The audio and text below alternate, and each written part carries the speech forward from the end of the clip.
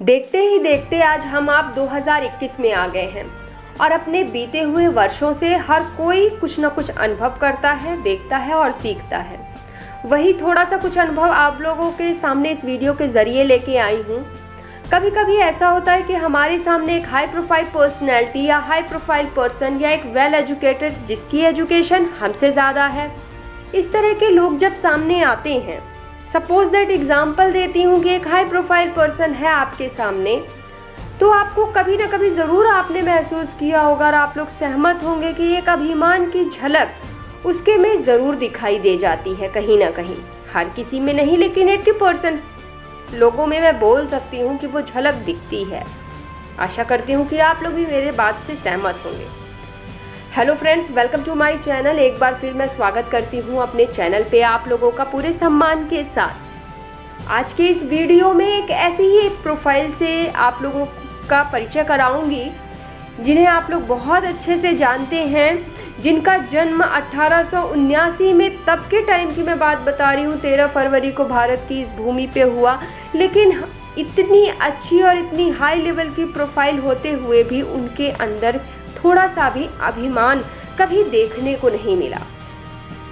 तो आज के इस वीडियो में मैं बात करूंगी रिस्पेक्टेड एक भारत की पहली महिला राज्यपाल बन चुकी सरोजिनी नायडू के बारे में। आशा करती हूँ ये वीडियो ज़रूर पसंद आएगा, क्योंकि उन्हीं की जन्मतिथि पे 13 फरवरी को ही हर साल हम लोग राष्ट्रीय महिला दिवस के रूप में सेलिब्रेट करते हैं। बात करें अगर इनके प्रोफाइल की, तो इन्हें हम लोग एक समाज सुधारक के रूप में जानते हैं, एक कवित्री के रूप में जानते हैं, एक कांग्रेस की पहली महिला अध्यक्ष के रूप में जानते हैं, आज़ाद भारत की पहली महिला राज्यपाल, भारत की कोकिला, नाइटिंगेल ऑफ इंडिया यानी कि भारत की बुलबुल, एक फ्रीडम फाइटर, एक क्रांतिकारी, एक देशभक्त, एक कुशल राजनीतिज्ञ यानी कि एक पॉलिटिशियन। और अगर ये भी कम पड़ रहा है तो सबसे बड़ी बात एक बता दूं कि तब के टाइम में इन्होंने गोपाल कृष्ण गोखले जी और रिस्पेक्टेड बापू जी जो हमारे गांधी जी हैं, उनके साथ इन्होंने कई सारे आंदोलन में भागीदारी ली और उनके साथ रही और काम किया। आज की अगर बात करें तो लोगों को अगर सिर्फ एक सिंगल लैंग्वेज की बात करूं, मैं एक भाषा अंग्रेज़ी की बात करूं, अगर किसी को आती है तो लोगों में अभिमान आ जाता है। लेकिन ये एक ऐसी महिला है जो बहुभाषावादी हैं, जिन्हें हिंदी, अंग्रेज़ी, बांग्ला, गुजराती और बहुत सारी भाषाओं का ज्ञान था। तो ये थी इनकी प्रोफाइल। और देखिए कितने कॉन्फिडेंस की बात है कि 13 तारीख को ही उनका जन्म हुआ और 13 वर्ष की ही आयु में उन्होंने अपनी पहली कविता लिख डाली, लेडी ऑफ द लैक, जिसे हर कोई बखूबी जानते हैं। बात करें अगर आज की जनरेशन की, तो 13 वर्ष की आयु में भी बच्चे किंडर जॉय, डेयरी मिल्क के साथ रहना और खाना ज़्यादा पसंद करते हैं, उनकी डिमांड्स यही होती हैं। लेकिन सच में जैसा कि मैंने कहा है कि जो ये पर्सनैलिटीज़ हैं, जो हम लोग जीवन परिचय में हर वीडियो में बोलती हूँ कि जन्म मृत्यु से ज़्यादा ये सीखने की बात होती है कि इनसे हम क्या सीख सकते हैं, क्या हमें इंस्पायरिंग क्या सीखने को मिल रहा है, कहाँ हम लोग मोटिवेट हो रहे हैं, कौन सी ऐसी पॉजिटिव चीज़ें जो हम लोग अपनी अपकमिंग जनरेशन को, अपने बच्चों को और कहीं ना कहीं हम खुद भी पूरे जीवन सीख सकते हैं। तो वही मैं बात यहाँ पे करूँगी कि जब सरोजिनी जी 13 वर्ष की थी तो उन्होंने अपनी ये कविता लेडी ऑफ द लैक लिखी। बात करूँ अगर उनके बचपन की, तो कहा जाता है बहुत ही अच्छे परिवार से वो बिलोंग करती हैं, माता पिता दोनों ही पढ़े लिखे थे। और ये जो कविता लिखने का जो उनके अंदर आया, कुछ कुछ चीज़ें बोली जाती हैं, हमारे बुजुर्ग भी बोलते हैं कि हमें जेनेटिक भी कुछ कुछ ज़रूर मिलता हो।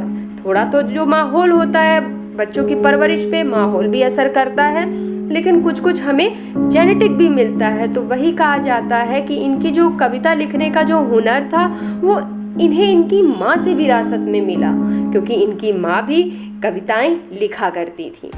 बात करें अब कि इन्हीं के जन्म दिवस पे ही हम लोग राष्ट्रीय महिला दिवस मनाते हैं, तो ये मैंने एक और वीडियो में बताया है, फिर भी मैं बता दे रही हूँ कि कहा जाता है कि तब के टाइम में अगर जो हॉस्पिटल्स होते थे, अस्पताल होते थे, वहाँ पे अगर कोई स्त्री रोगी ये देखती थी तो इनकी जितना इनसे होता था उतनी ये सहायता करती थी।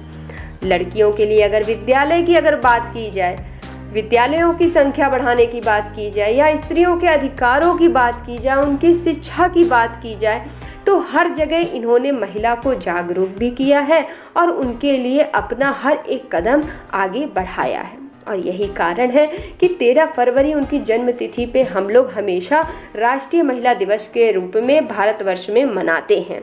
तो चलिए आज के दिन एक बार फिर इनके बारे में थोड़ा आप अपने बच्चों से और थोड़ा परिवार में आज के दिन तो ज़रूर हम लोग डिस्कस कर सकते हैं कि इन इतनी बड़ी पर्सनैलिटी जिनकी प्रोफाइल अभी मैंने बताई, उनके बारे में हम आप क्या जानते हैं, और अगर जानते हैं तो ज़रूर बच्चों को अवेयर कराएं उनकी पर्सनैलिटी, उनकी बातों से कि उन्होंने उतनी कम उम्र में कितना कुछ किया। बात करूं सबसे पहले, अगर कहा जाता है जैसा कि मैंने कहा कि बहुत सारे आंदोलन में इन्होंने गांधी जी का साथ दिया, तो इंग्लैंड में सबसे पहले ये गांधी जी से मिली और मिलते मिलते पढ़ाई में भी ये अच्छी थी। अगर पढ़ाई लिखाई की बात की जाए तो पढ़ाई में भी ये बहुत अच्छी थी। आज के टाइम में हम पेरेंट्स हम आप पैसा लगाते जाते हैं कि कितना पैसे की कमी नहीं होनी चाहिए बच्चों की पढ़ाई में, लेकिन तब के टाइम पे इन्होंने जो विदेश से पढ़ाई की वो भी कहा जाता है स्कॉलरशिप पे इन्होंने पढ़ाई की इंग्लैंड की, और वहाँ से भी काफ़ी शिक्षा दीक्षा लेके आई। और वहाँ से आने के बाद कहा जाता है कि कुछ समय बाद इनकी शिक्षा और इनकी कविता तो इनके जीवन का एक अंग सा बन गया था, क्योंकि जैसा कि मैंने कहा कि 13 वर्ष की आयु में ही इन्होंने लेडी ऑफ द लेक लिख डाली, और उसके बाद जो word of time, the broken wings, इन सारी पोयम से ये एक फेमस कवित्री बन गई। और द गोल्डन थ्रेशोल्ड इनकी पहली कविता संग्रह है। और इसके बाद इन्होंने the fire of London, the word of time भी मैंने अभी बताया, ये सारी कविताएं इनकी फेमस कविताएं हैं, जिससे इन्हें एक भारत में एक नया रूप मिला और प्रसिद्ध कवित्री के रूप में इन्हें जाना गया। कहा जाता है इसके बाद विदेश में इंग्लैंड में जब इनकी एक समय के बाद इनकी मुलाकात हुई गांधी जी से, तो वहीं से मिलने के बाद वो उनके व्यक्तित्व से काफ़ी कुछ प्रभावित हुई और देश प्रेम की भावना के लिए समर्पित हो गई। कई सारे राष्ट्रीय आंदोलन में इन्होंने नेतृत्व भी किया, और कहा जाता है कि कम से कम 21 महीने 21 मंथ ये जेल में भी रहीं, यानी कि 1 साल 9 महीने इन्होंने जेल में काटे। गांव में घूम घूम कर देश प्रेम की काफ़ी अलख भी इन्होंने जगाई। जिस तरह से कहा जाता है विवेकानंद जी की स्पीच शिकागो की इतनी ज़्यादा फेमस है, वहीं लंदन में इन्होंने भी एक ऐसी स्पीच दी थी जो काफ़ी फेमस हुई और वहाँ के लोगों से इनको बहुत सारा सम्मान प्राप्त हुआ। एनी बेसेंट का नाम आपने सुना होगा। एनी बेसेंट इनकी बहुत ही अच्छी मित्र थी और गांधी जी की इन्हें प्रिय शिष्य के रूप में भी हम लोग जानते हैं। एक छोटी सी और लेकिन बहुत बड़ी बात है, एक मैं बताती हूँ कि तब के टाइम में 15 पैसे का एक नया जो डाक टिकट था वो भी 13 फरवरी को ही जारी किया गया। डाक टिकट मतलब आपको पता ही है कि पहले जो चिट्ठी वगैरह दी जाती थी उस पर जो टिकट लगाया जाता था वो एक तरह से एक शुल्क का काम होता था कि अगर टिकट लगा है तो यानी कि पैसा नहीं देना है, शुल्क पहले से दिया हुआ है, तो वही हो गया डाक टिकट। अब मैं बात करूंगी इनकी भाषा, तो मैंने बताया कि कई भाषा का ज्ञान इनको था और इन्होंने सारा जीवन अपना देश के लिए समर्पित किया। भारत की पहली, उत्तर प्रदेश की पहली राज्यपाल के रूप में हम इन्हें जानते हैं। और आपको मैं बता दूं कि जब ये राज्यपाल बनी तो हालांकि प्रधानमंत्री द्वारा जो जवाहरलाल नेहरू जी की जो इच्छा थी वो तो ये टाल नहीं पाई, तो इन्होंने जब ये पद ग्रहण किया तो इन्होंने ये बात कही, और ये बात आप हर जगह लिखा हुआ मिलेगा आपको, आप किताबों में भी देखेंगे तो पढ़ने को मिलेगा कि उन्होंने कुछ लाइनें बोली उस समय। उसमें इन्होंने लिखा है कि अपने आप को वो जंगल में कैद किए गए एक पक्षी के समान अनुभव कर रही हैं। लेकिन वही है, नेहरू जी की बात को वो टाल नहीं सकती थी, इसलिए उन्होंने वो पद ग्रहण किया और उसके बाद लखनऊ जाकर बस गई और अपने जितने भी राजनीतिक कर्तव्य थे उसको उन्होंने पूरे मान सम्मान और गौरव के साथ भली भांति निभाया।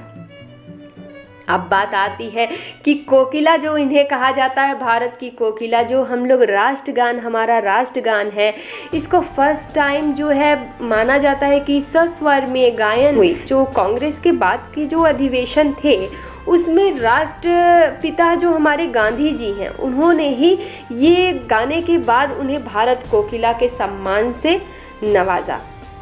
उनके पिता, कहा जाता है उनके पिता तो चाहते थे कि ये एक बहुत अच्छी गणितज्ञ बने, गणित में इनकी रुचि ज़्यादा हो, गणित के विषय को लेके ये आगे बढ़े।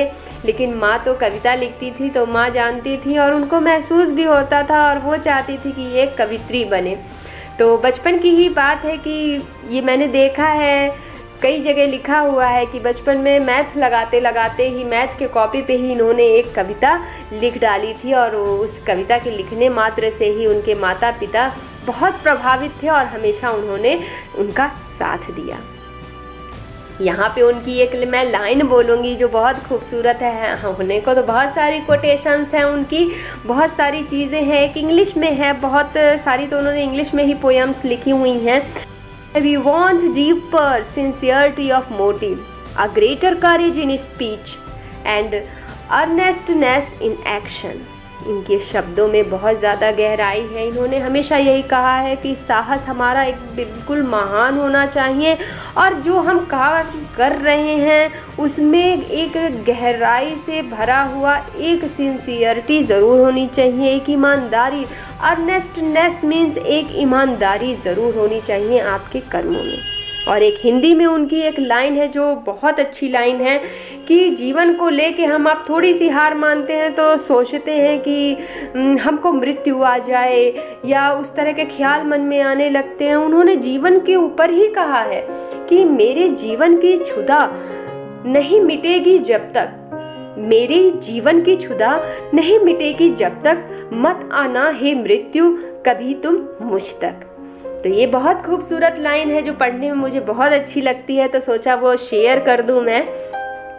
आशा करती हूँ कि ये वीडियो काफ़ी हेल्पफुल रहा होगा। इस वीडियो को सुनने के बाद ज़रूर जो हम अब थोड़ी सी प्रोफाइल या थोड़ा सा एजुकेशन हो जाने पे ये सब करते हैं, तो और जो बच्चे हैं, अगर बच्चे भी सुन रहे हैं तो ज़रूर उन्हें भी पता चला होगा कि सरोजिनी नायडू जो है महिला होके उन्होंने तब के टाइम में जो करके दिखाया, आज भी अगर हम लोग महिलाओं को सपोर्ट करें तो बहुत कुछ हो सकता है। ज़रूरत है सिर्फ और सिर्फ सोच बदलने की। आशा करती हूँ हर बार की तरह ये वीडियो भी काफ़ी यूज़फुल रहा होगा आप लोग के लिए, और इस वीडियो को सुनने के बाद ज़रूर सरोजिनी नायडू के बारे में आप लोग जान गए होंगे। बहुत कम शब्दों में ज़्यादा बताने की कोशिश की है और आशा करती हूँ कि पसंद आया होगा। Thank you so much.